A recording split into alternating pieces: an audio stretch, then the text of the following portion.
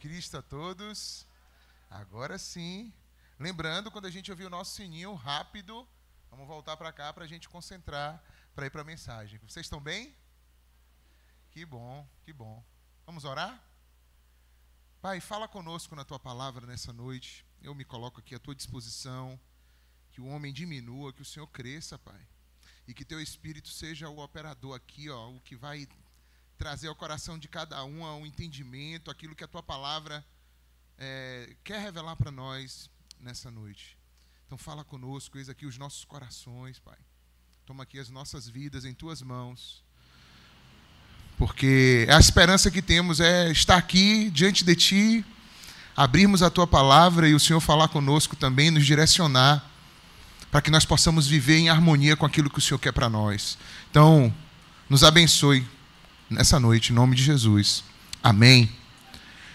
Bom, gente, nessa noite, o nosso tema nessa noite é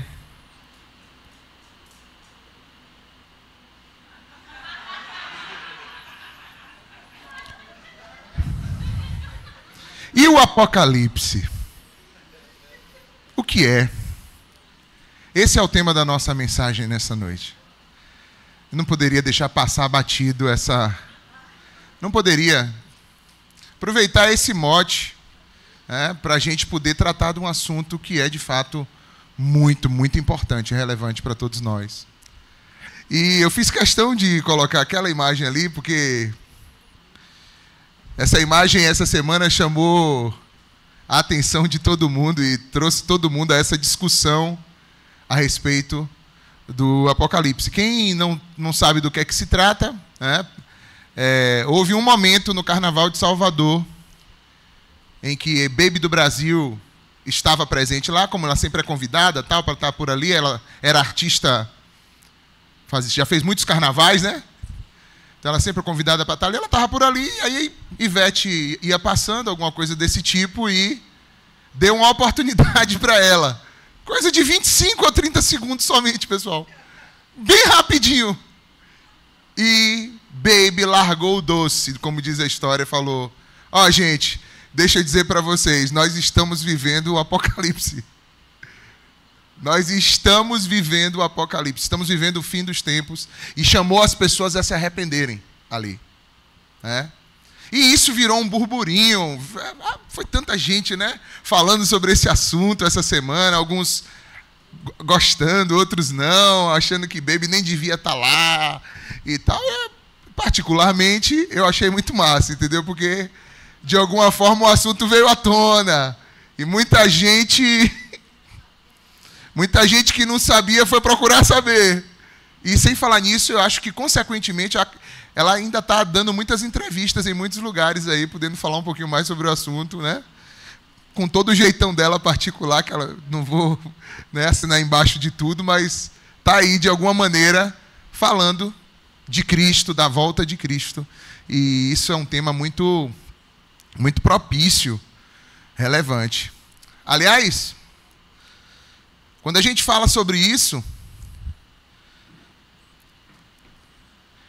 é tipo a questão da morte. Tem duas coisas que a gente tem problema de lidar com a morte. Quando alguém vai partir, alguém querido nosso, alguém que conhecemos parte, a gente nunca lida bem com isso. E quando alguém fala de fim, do Apocalipse, isso também ninguém gosta muito de ouvir. Quando fala de Apocalipse, tem gente: não devia ter vindo hoje para a igreja, está repreendido. Apocalipse não. Eu sou igual a Ivete, eu quero macetar o Apocalipse. Eu não quero Apocalipse. Entendeu? Tem gente que é assim. Enfim. Mas isso tem uma razão. E tem um filósofo, um cara chamado Kierkegaard, que ele estudou isso. Ele estudou essa questão do que provoca desespero nas pessoas. E dentre os desesperos que ele estudou, ele se focalizou muito num estudo chamado o desespero da finitude. O ser humano, ele tem um desespero com relação à finitude. E esse desespero com relação à finitude provoca dramas terríveis nas pessoas. Para quem não tem a medida certa para encarar a questão da finitude. Porque a finitude, ela é real. Ela não tem como... Não é um assunto do qual nós podemos fugir. Mas nós precisamos ter uma base que nos ensine como lidar com a questão da finitude. Tanto com relação à morte, como com relação ao fim dos tempos, que também é real. É real. A questão é que esse Deus, do qual a gente fala aqui, é um Deus eterno.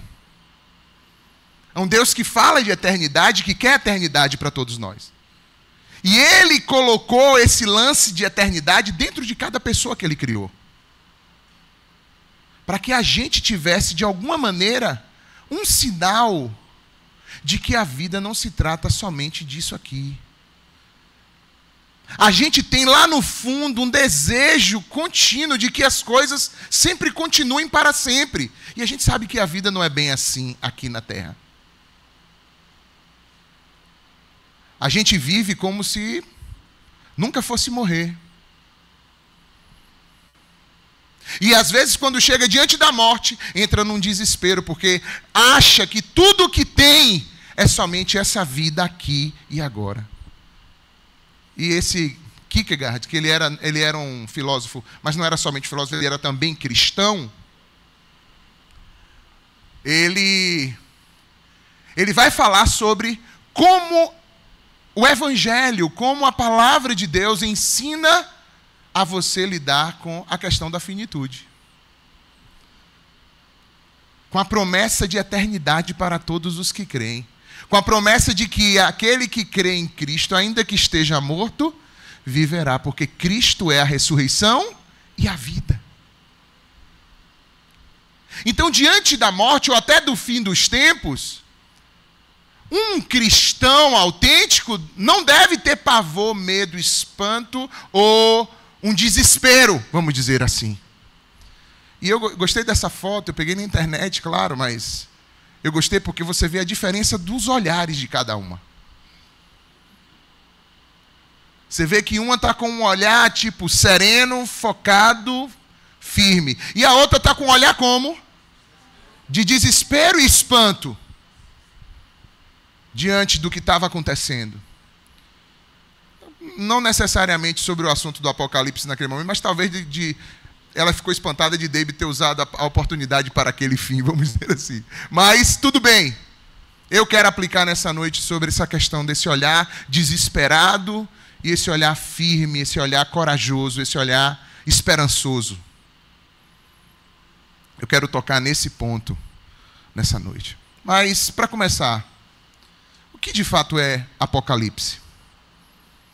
Essa palavra Apocalipse vem de uma palavra grega chamada apocalipsis.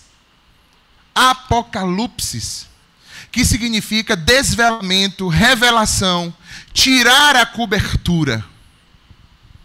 Revelação. Então, quando fala o Apocalipse de João, é a revelação que Deus deu a João. O desvelamento, como Deus descobriu coisas a respeito do fim. Para João, é o livro que a gente tem. E é interessante que quando você fala de Apocalipse, é claro, todo mundo já tem na cultura comum, no senso comum, e alguma coisa que vai terminar o fim dos tempos, não é isso? Todo mundo já pensa logo nisso. E, de fato, é. E a Bíblia, ela tem outras literaturas chamadas literaturas apocalípticas. Não só o Apocalipse, né? Mas lá no livro de Daniel, em Ezequiel, em Isaías, em Jeremias, vários outros livros têm trechos que são chamados também de literatura, o que, pessoal? Apocalíptica. Ou seja, que de alguma maneira aponta para coisas do fim. Inclusive, o próprio Jesus, em um dos seus sermões, chamado Sermão do Monte das Oliveiras, ele também deu um trecho no sermão, um trecho que a gente pode chamar de um trecho apocalíptico.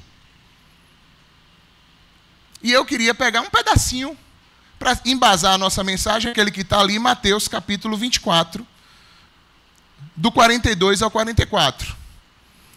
Eu queria que você abrisse sua Bíblia, se você tem. Se não tiver no projetor,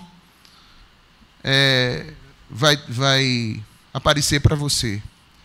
E se você... Quem aqui já abriu a Bíblia em Apocalipse? Já leu algumas coisinhas? Muita gente, muita gente. Ó, quem não abriu ainda, não abra não, viu? Eu falo assim porque você sabe que a psicologia reversa é assim, né?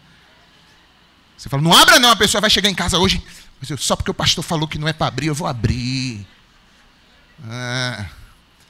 Não, se você quiser abrir, abra, mas você vai ver, você vai tomar um susto. Porque tem muitos símbolos, né?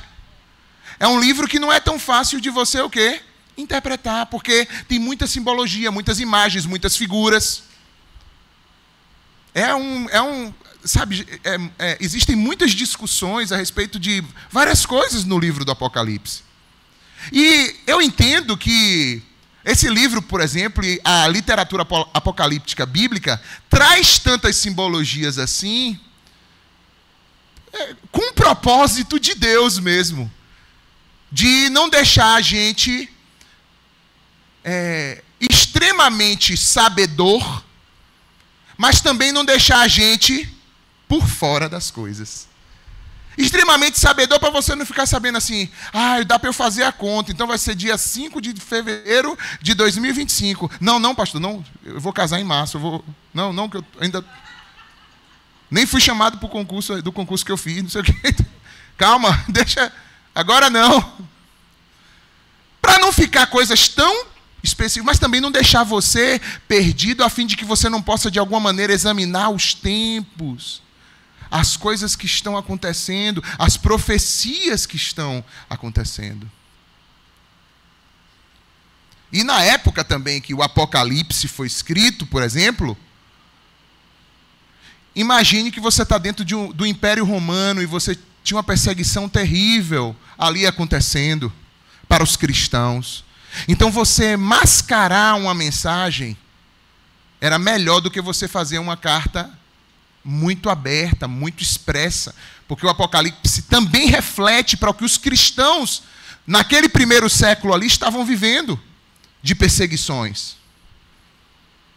Então, muitas vezes é um código, né, que foi aplicado para aquele momento. Então Deus nos favorece nesse sentido, porque quando a gente fala de Apocalipse, Deus não quer que a gente sinta medo, mas Ele quer que a gente sinta esperança. E eu quero tentar trazer isso, mostrar para você, de repente, onde é que está a esperança no Apocalipse. Para que você não tenha um olhar, quando falar de Apocalipse, tipo de Ivete, mas que você possa ter um olhar mais tipo de Baby do Brasil. Para que você possa olhar para isso com esperança, com fé.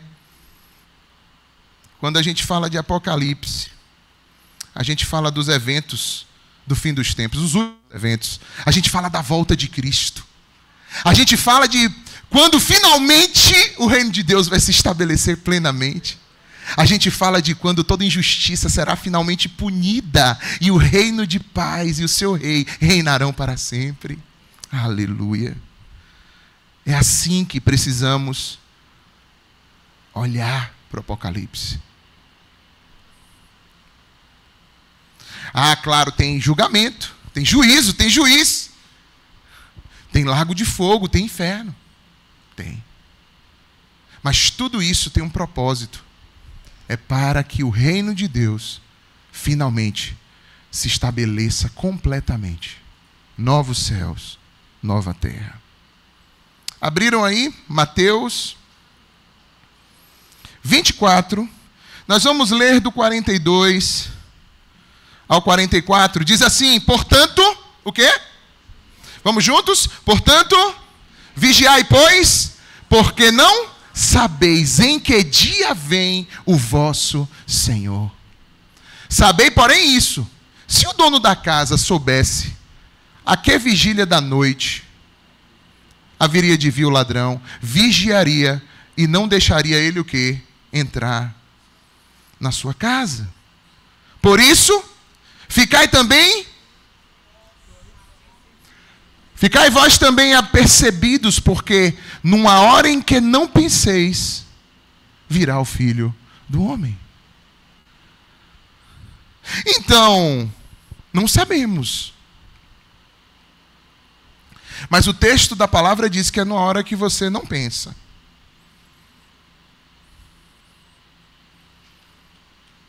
Então a gente tem que estar vigilante.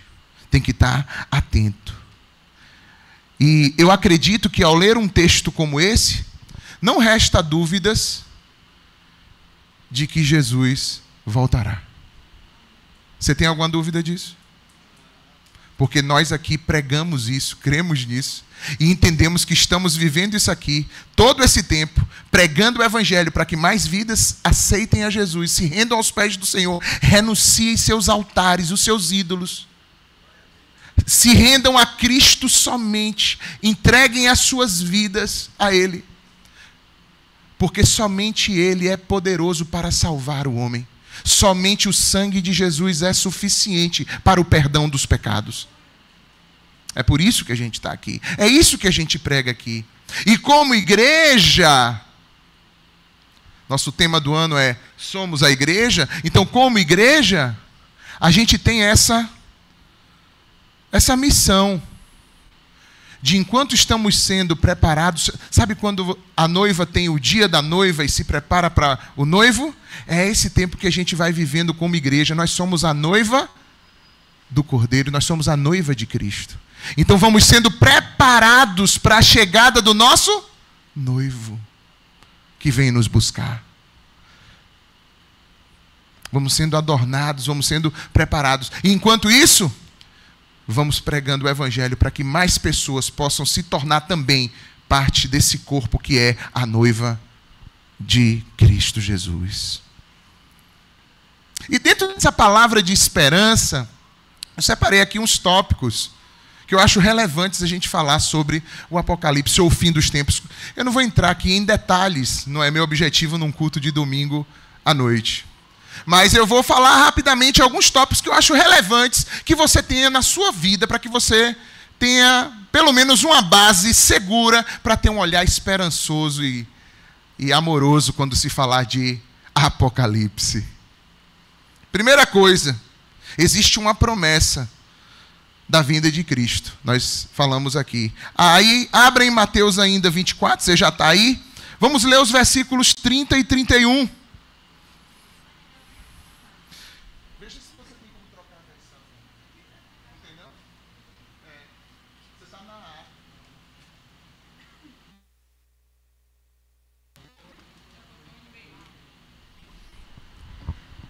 Então aparecerá no céu o sinal do Filho do Homem, e todas as nações da terra se lamentarão e verão o Filho do Homem vindo nas nuvens do céu com poder e grande glória. 31.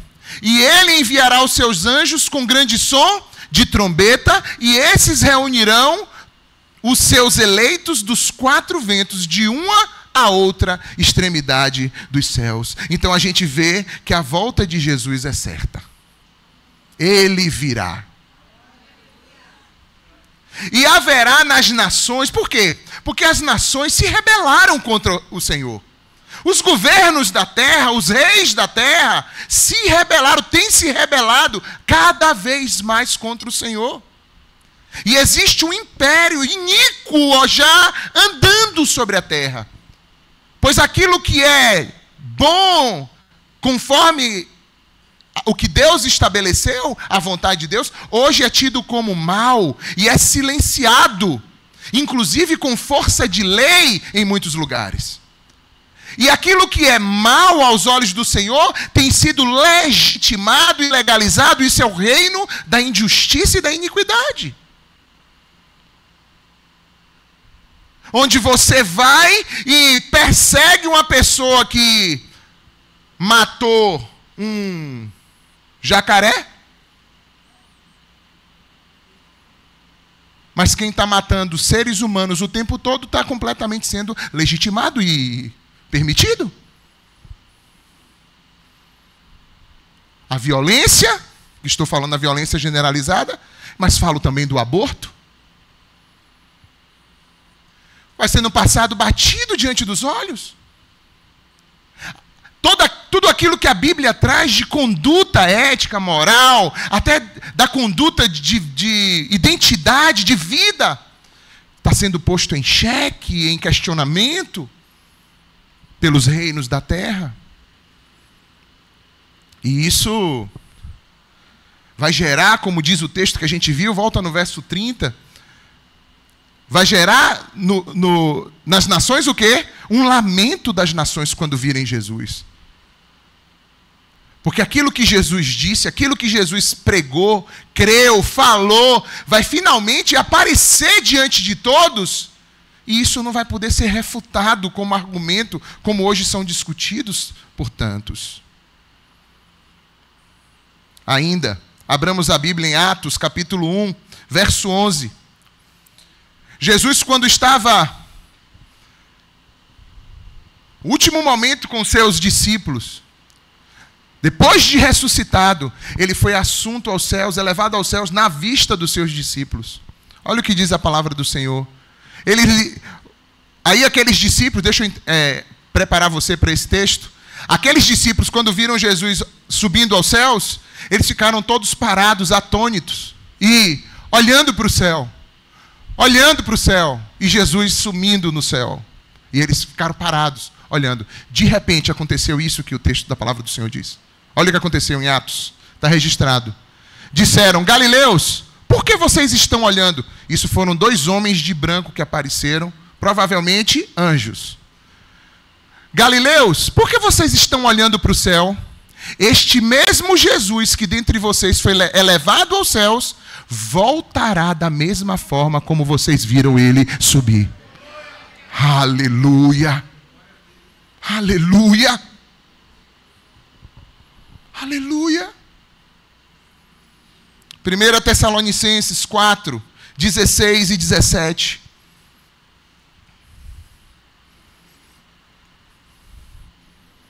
1 Tessalonicenses 4, 16 e 17.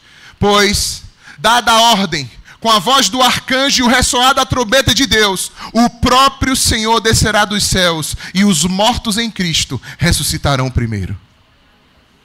17. Depois nós, os que estivermos vivos, seremos arrebatados com eles nas nuvens, para encontro com o Senhor nos ares, e assim estaremos com o Senhor para sempre. Aleluia! Aleluia! Crente é doido mesmo, a gente acredita nessa parada aí, ó. Eu acredito nisso aí com todas as minhas forças. Todas as minhas forças. Eu creio nisso aí, minha esperança é isso aqui, ó. É por isso que a gente pode até sofrer o que for aqui. Porque a nossa esperança é para além daqui, aleluia. É para além daqui. É por isso que podemos olhar para esse breve tempo e suportar as aflições, as perseguições. Porque sabemos que o que há de ser revelado não há como comparar com nada do que vivemos aqui.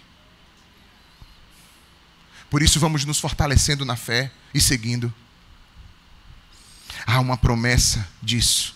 E isso na vida de qualquer cristão, na vida de qualquer crente. Isto, se não é, precisa ser central, basal. Isso precisa ser a base da tua vida. É algo que está presente dentro de você. É como se você tivesse numa expectativa continuada. Não uma expectativa a ponto de você ficar, claro, parado, olhando para o céu. Não é isso que Deus quer. A gente tem uma missão a cumprir enquanto isso. Mas é algo que está carregado dentro do teu coração continuamente, e todas as vezes que o desespero da finitude bate na tua porta, você sabe, olha, o meu Redentor vive. Aquele no que eu creio venceu a morte não é o fim para mim. O fim do mundo não é o fim para mim, é o início. É o início da eternidade que está preparada para mim. Essa esperança precisa habitar continuamente os nossos corações.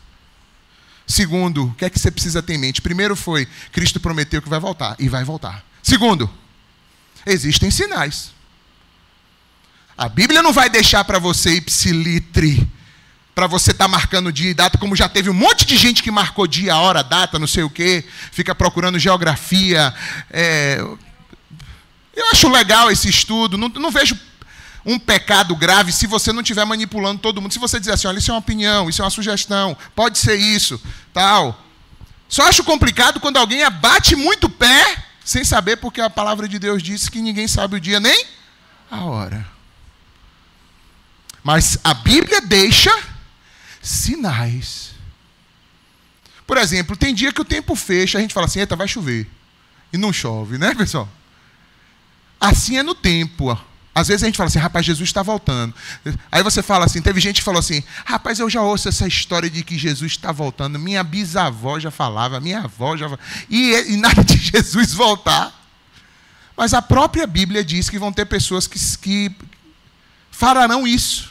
Dirão essas coisas no fim dos tempos. Isso faz parte. Esse desleixo, esse desejo de macetar o Apocalipse. Mas não tem como. A própria Bíblia já profetizou sobre isso. Eu quero que você abra, por exemplo, ainda no Mateus 24. Vai lá. Agora vamos ler o 3 em diante. Mateus 24, do 3 em diante.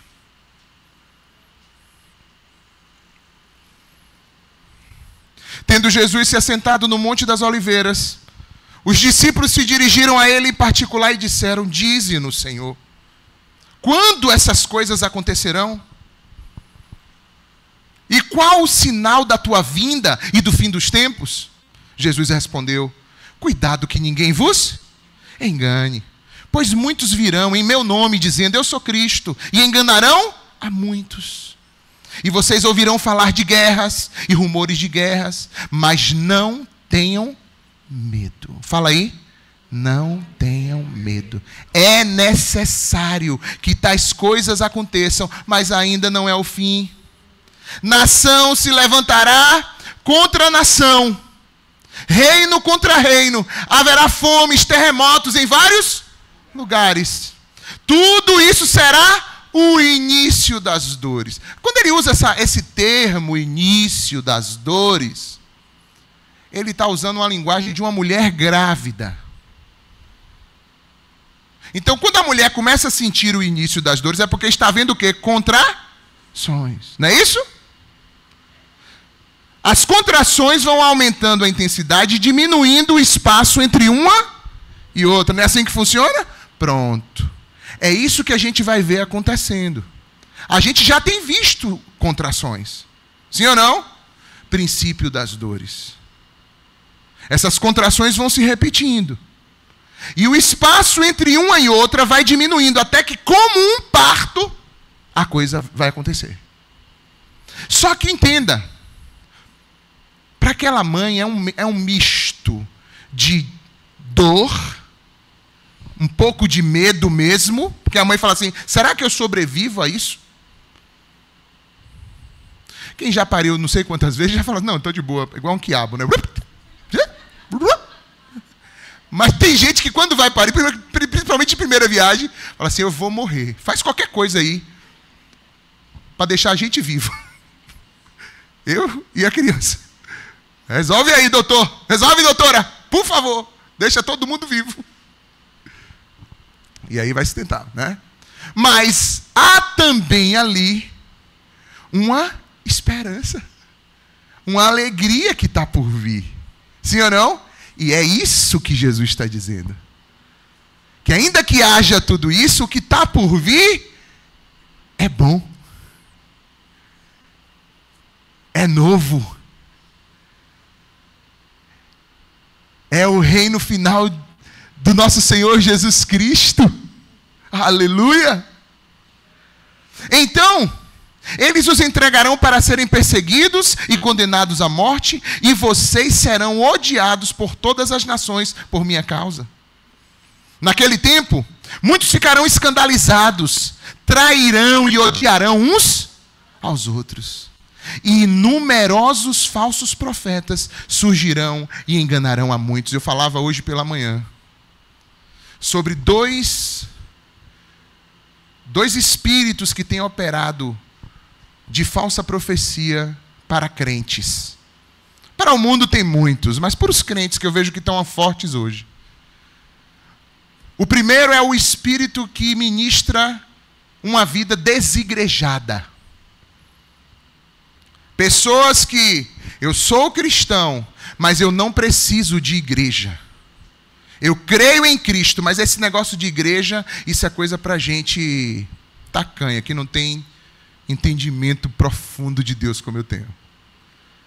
Esse é um dos espíritos enganadores e tem muitos falsos profetas levantados em torno disso, que sustentam essa posição.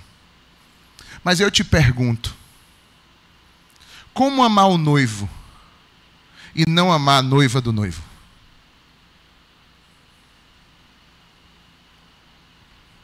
E amar a noiva do noivo em tese é uma coisa. E amar a noiva do noivo convivendo com ela é outra coisa. Porque congregar é ser a convivência da noiva do noivo e ser parte dessa noiva. Então esse é o primeiro. Claro, eu sei que tem pessoas que estão num período de ajuste, mudando de congregação, procurando a congregação, acabou se ferindo com alguma coisa, está passando por um tempo de tentar se restaurar, mas procuram a igreja. Começa de novo. Claro, não vai ter lugar perfeito nenhum, todo lugar vai ter problemas. E a gente só tem a garantia de continuidade se a gente tiver perdão no nosso coração e desejo de continuar. Então tem que perdoar. Não adianta ficar travando, e isso travando tua vida congregacional, a tua convivência no reino de Deus, não adianta. Mas tem outras pessoas também que estão assim, porque deram um pisadinha fora, e aí afundaram no mundão, e aí estão vivendo na Babilônia mesmo. Se a trombeta tocar hoje, fica. Afastaram-se, desviaram-se dos caminhos do Senhor.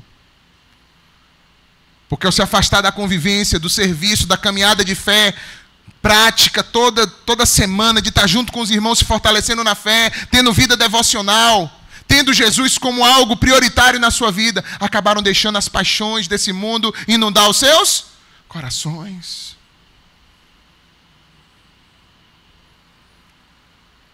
E o segundo espírito de falso profeta que tem hoje é o do liberalismo teológico e do relativismo moral. Muitos falsos profetas têm se levantado questionando a autoridade das Escrituras como fundamento de vida, fé e prática. Muitos líderes e igrejas se levantando para abrigar em seu seio vida de pecado, vida que contraria a vontade e o propósito de Deus. Esse é o segundo espírito enganador, e você vai ver muitos falsos profetas se levantarem nesses últimos tempos, nesse sentido, para enganar as pessoas, para fazê-las seguir num caminho da qual elas não mais renunciam de si mesmas para servir a Cristo.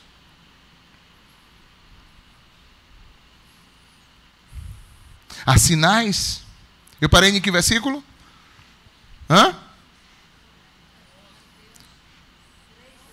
Aí parei no 11, não foi? Vamos no 12 e o 13 só, mais dois. Diz assim: devido ao aumento da maldade, o amor de muitos esfriará, mas aquele que perseverar até o fim, o que, pessoal? Vamos dizer todo mundo junto? Mas aquele... A Prisco, me ajuda a pregar, vamos lá? Mas aquele que perseverar até o fim será salvo. Terceiro, há sinais, não há? Não, vamos ler mais um texto. 2 Timóteo 3. 2 Timóteo 3, de 1 a 5. Diz assim: saibam disso. Nos últimos dias sobrevirão tempos terríveis. Os homens serão egoístas, avarentos, presunçosos, arrogantes, blasfemos, desobedientes aos pais, ingratos, ímpios, sem amor pela família, irreconciliáveis, caluniadores, sem domínio próprio, cruéis, inimigos do bem, traidores, precipitados, soberbos, mais amantes dos prazeres do que amigos de Deus, tendo aparência de piedade, mas negando o seu poder. Afaste-se desses também. Afaste-se desses também. Tempos do fim, quem tiver sujo, suje-se mais. Quem tiver limpo, limpe-se mais. Você precisa escolher o caminho a qual você vai seguir.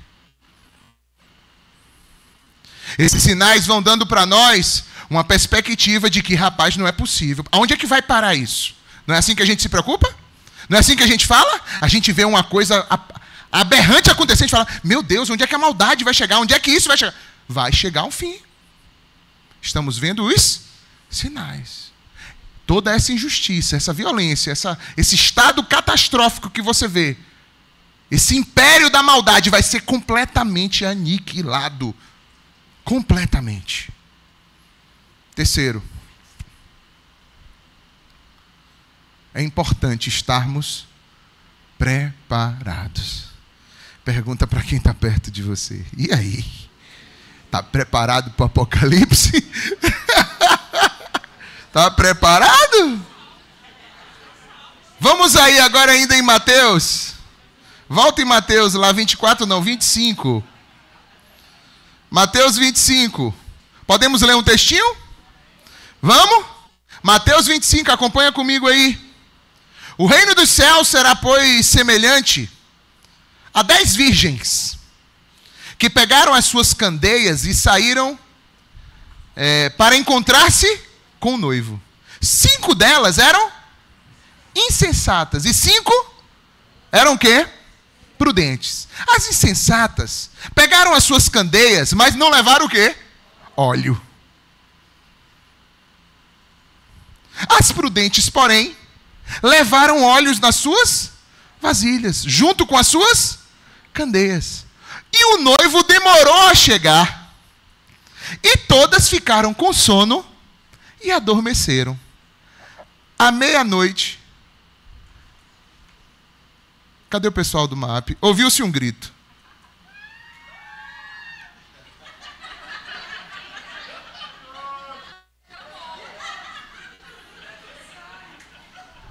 Que começou o trabalho agora, não foi? O pessoal está ainda...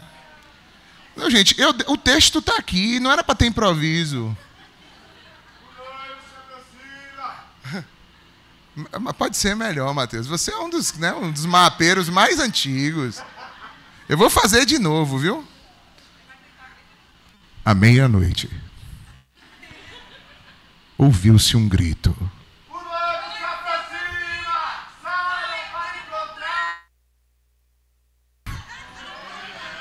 Uou, por favor, pessoal. Rapaz, eu até me arrepiei aqui agora, viu? Meu Deus. Aleluia. O noivo se aproxima. Saiam para encontrá-lo. Então todas as virgens acordaram e prepararam as suas candeias. E as insensatas disseram às prudentes: dá-nos um pouco do teu óleo, pois as nossas candeias estão se apagando. E elas responderam: não, pois pode ser que não haja o suficiente para nós e para vocês. Vão comprar o óleo de vocês. E saindo elas para comprar o óleo, chegou o noivo. E as virgens que estavam preparadas entraram com ele para o banquete nupcial. E a porta foi fechada. Mais tarde vieram também as outras e disseram: Senhor! Não. Alguém faz, né, gente? Vamos lá. Mais tarde vieram também as outras e disseram: não, pera, Paulinha. Só Paulinha. Vamos lá de novo. Mais tarde vieram também as outras e disseram: Mas ele respondeu.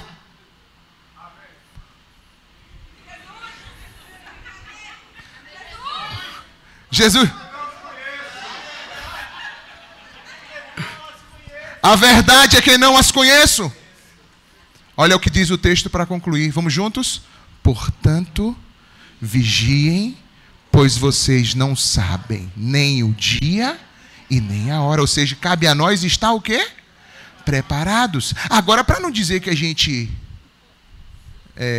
vai ficar só nesse, vá para Lucas agora, 21. Lucas 21. 34.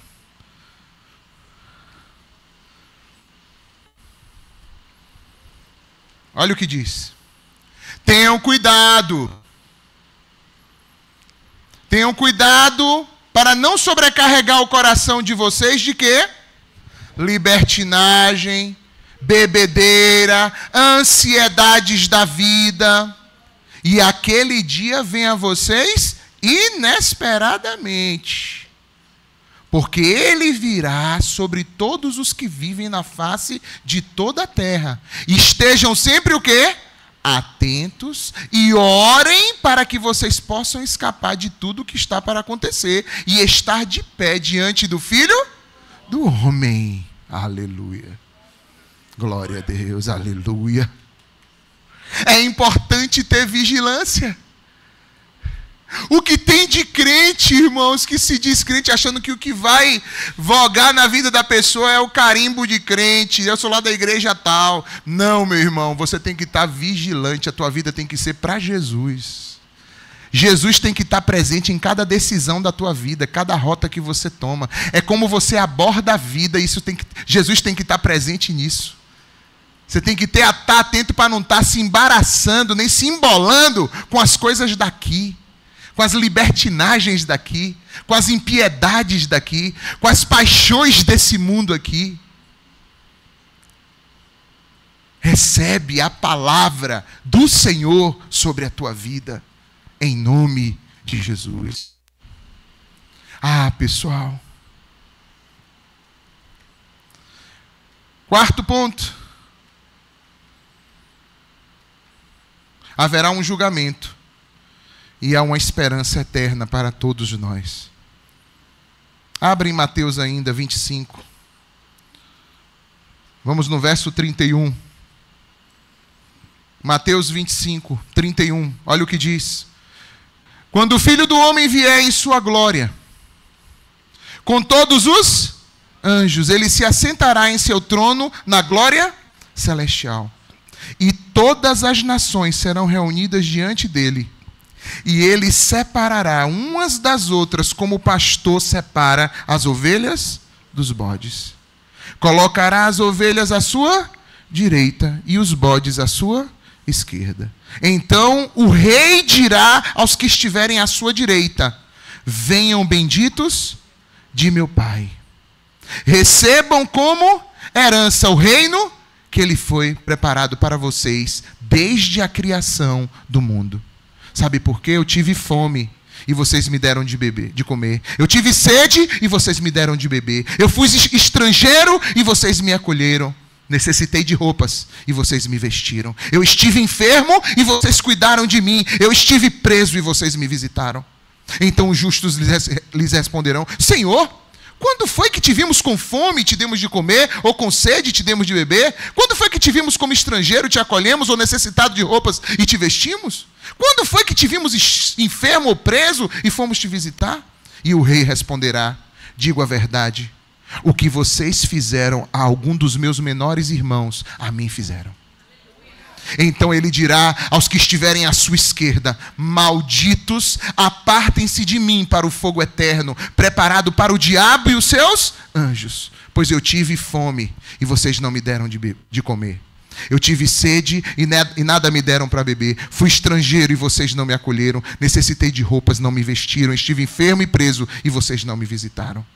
Eles também responderão: Senhor, quando foi que te vimos com fome, ou sede, ou estrangeiro, ou necessitado de roupas, ou enfermo, ou preso, que não te ajudamos? E ele responderá: eu digo a verdade. O que vocês deixaram de fazer a algum desses mais pequeninos, também a mim deixaram de fazer. e estes irão para o castigo eterno, mas os justos para a vida eterna. Aleluia. E para não dizer que não teve um apocalipsezinho, tem que ter, né, pessoal? Abre um Apocalipse aí, capítulo 20. Apocalipse, capítulo 20. Versículo 11 em diante. Diz assim: depois vi um grande trono branco, e aquele que nele estava assentado. A terra e o céu fugiram da sua presença, e não se encontrou lugar para eles. Eu vi também os mortos, grandes e pequenos, em pé diante do trono. E livros foram abertos. E outro livro foi aberto, o livro da vida. Os mortos foram julgados de acordo com o que tinham feito, segundo o que estava registrado nos livros. E até o mar entregou os seus mortos que nele havia, e a morte e o Hades entregaram os mortos que neles havia, e cada um foi julgado de acordo com o que tinha feito. Então a morte e o Hades foram lançados no lago de fogo. E o lago de fogo é o quê? A segunda morte, ou seja, é a morte espiritual, é a separação eterna de Deus. Aqueles cujos nomes não foram encontrados no livro da vida foram lançados no lago de fogo. Ainda vamos ler do versículo 1 ao 4 do 21. Porque essa parte não é tenebrosa? Olha agora a esperança. Então,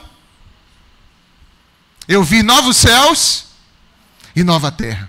Pois o primeiro céu e a primeira terra tinham passado, e o mar já não existia. E eu vi a cidade santa, a nova Jerusalém, que descia dos céus, da parte de Deus, como uma noiva adornada para o seu marido. E eu ouvi uma forte voz que vinha do trono e dizia: agora o tabernáculo de Deus está com os homens, com os quais ele viverá, e eles serão os seus povos. O próprio Deus estará com eles e será o seu Deus, e ele enxugará dos seus olhos toda lágrima, e não haverá mais morte, nem tristeza, nem choro, nem dor, pois a antiga ordem já passou.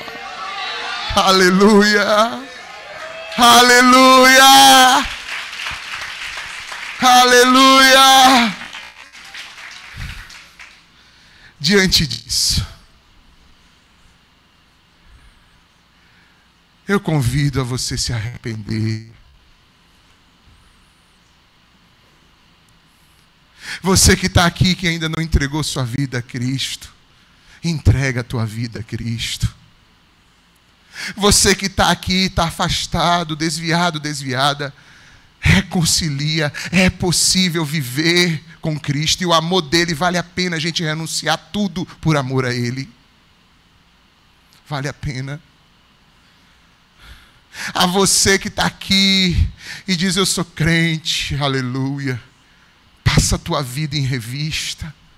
Vê se é verdade, se você está vivendo em Cristo de verdade, ou se tu está vivendo apenas uma religiosidade mentirosa, superficial. Arrependa-se. Atos capítulo 2, verso 38. Pedro respondeu: arrependam-se, e cada um de vocês seja batizado em nome do Senhor Jesus Cristo para perdão dos seus pecados, e receberão o dom do Espírito Santo. Se você está aqui e não entregou sua vida a Cristo, entrega hoje. Se direcione para o batismo nas águas. Daqui a pouco vai ter batismo, quer dizer, mais uns dias teremos batismo aqui na igreja. Entrega a tua vida a Jesus. Confessa Jesus, firma a tua aliança com Jesus. Alex, eu já entreguei minha vida para Jesus, mas eu nunca me batizei. Por que você não se batizou? Eu não sei, eu acho que eu ainda não estou preparado. Isso significa que você não está disposto a viver um compromisso. a renunciar de si, de tudo, em favor de Cristo? Você não acha que está brincando demais? Você não acha que está empurrando isso para frente demais? Será que você não entende que Jesus quer você? E que você é um instrumento na mão dele para que outros também se acheguem a ele?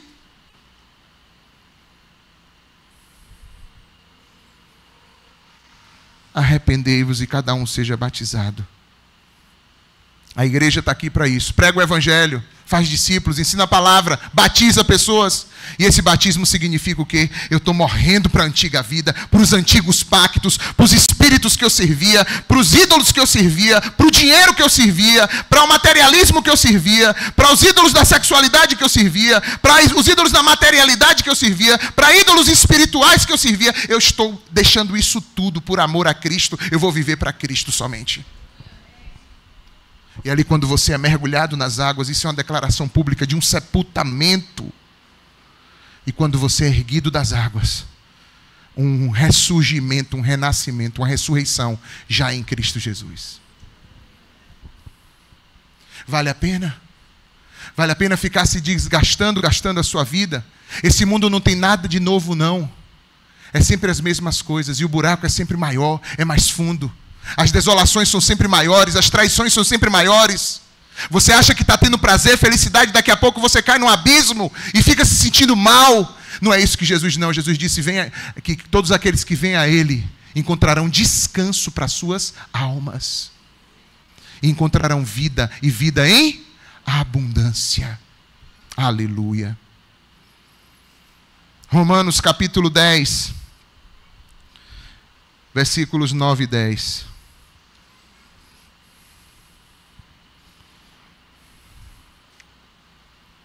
Se você confessar com a sua boca que Jesus é o Senhor, e crer no seu coração que Deus o ressuscitou dentre os mortos, você será salvo.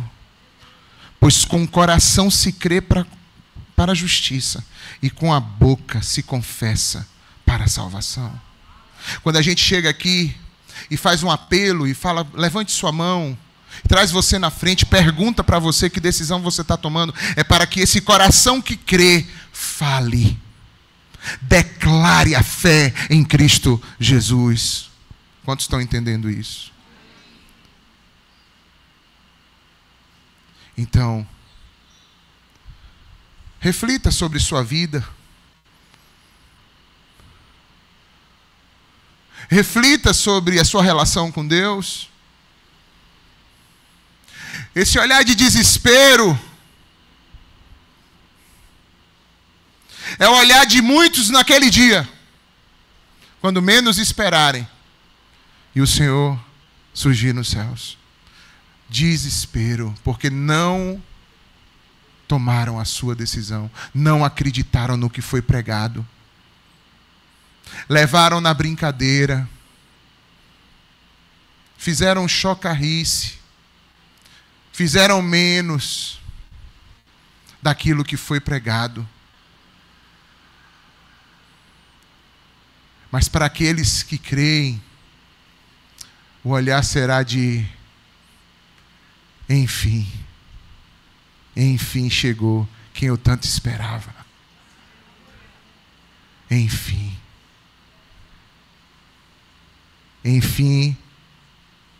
o que é em parte vai ser aniquilado e finalmente tomará lugar aquilo que é inteiro, completo. Enfim, porque até agora eu conhecia Ele em parte, mas agora eu vou conhecê-lo como eu também sou conhecido dele inteiramente. Aleluia. Nossa vida aqui tem muitas coisas que a gente passa, muitas lutas. Manu perdeu o irmão dela. Irmão Jorge perdeu a irmã dele essa semana. A gente passa por aflições, por lutas, perdas de gente que a gente ama. A gente tem as lutas do dia a dia quando você olha para suas próprias debilidades, impossibilidades. Mas você não pode ficar de olho nisso.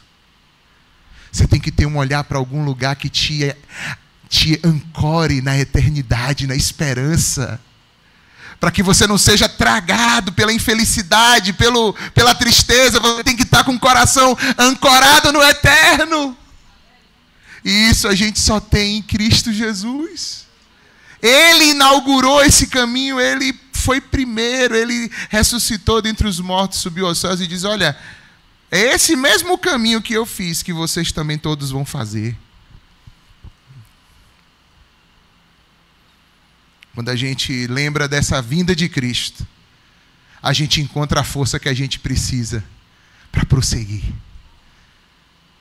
Quando a gente lembra disso, e a gente vê as aflições daqui, a gente fala assim: meu lar definitivo não é aqui. Eu estou aqui somente de passagem. Eu estou me preparando para estar ao lado do meu Senhor e morar nas mansões celestiais preparadas por Ele para mim.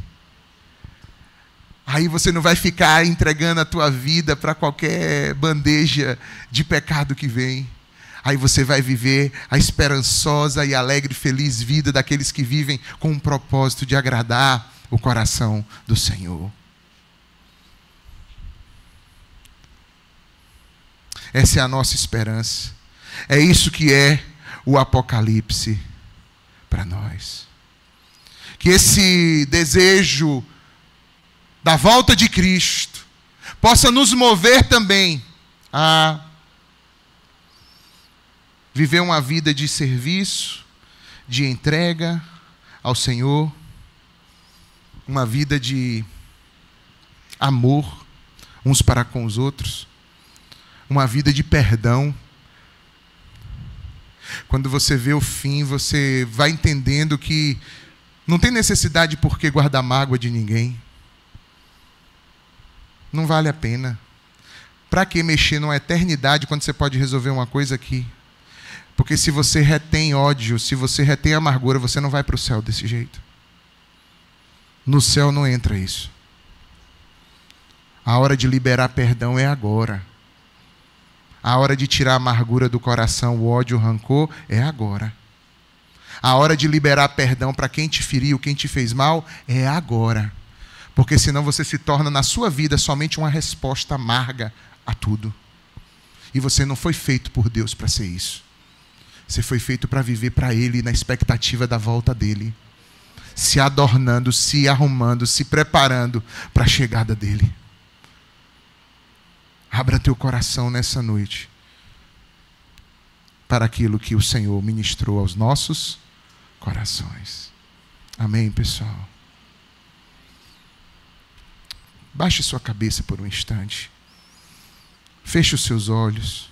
Ore sobre isso que nós acabamos de conversar agora.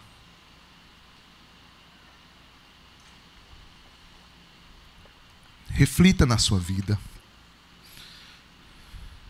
Reflita na tua relação com Deus como está.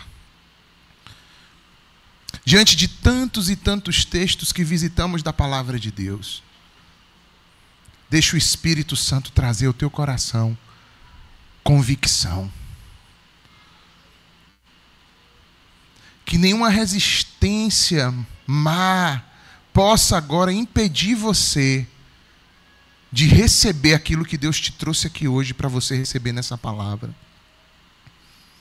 Que o Espírito Santo possa trabalhar no teu coração nessa noite, provocando um verdadeiro e genuíno arrependimento. Em nome de Jesus. Em nome de Jesus.